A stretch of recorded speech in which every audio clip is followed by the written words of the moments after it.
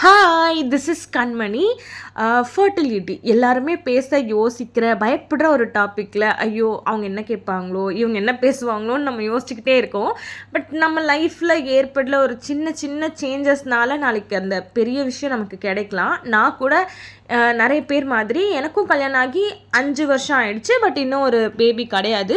நான் நிறைய விஷயங்கள் ஃபேஸ் பண்ணியிருக்கேன். லைக் அபார்ஷன்ஸ், நிறைய பெயின் எல்லாம் ஃபேஸ் பண்ணிட்டு தான் வந்திருக்கேன்.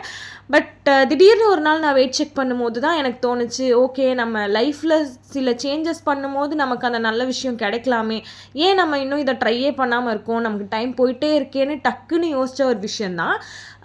பட் நான் திடீர்னு ஒரு நாள் கடைக்கு போகும்போது வெயிட் செக் பண்ணேன். எனக்கு ஓவர் வெயிட்னெல்லாம் எனக்கு தெரியாது. பட் நான் குண்டா இருக்கேங்கிறது எனக்கு ஆப்வியஸாக தெரியும்.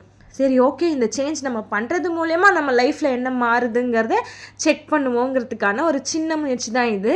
ஐ ஹோப் என்ன மாதிரியே நீங்களும் இந்த மாதிரி ஒரு சின்ன சின்ன சேஞ்சஸ் உங்கள் லைஃப்பில் பண்ணுறது மூலயமா, யாருக்கு தெரியும், நம்ம எதிர்பார்க்குற ஒரு பெரிய விஷயம் நாளைக்கு நமக்கே கிடைக்கலாம். ஸோ என் கூட சேர்ந்து நீங்களும் இந்த ஜேர்னியில் கண்டினியூ பண்ணுங்கள்.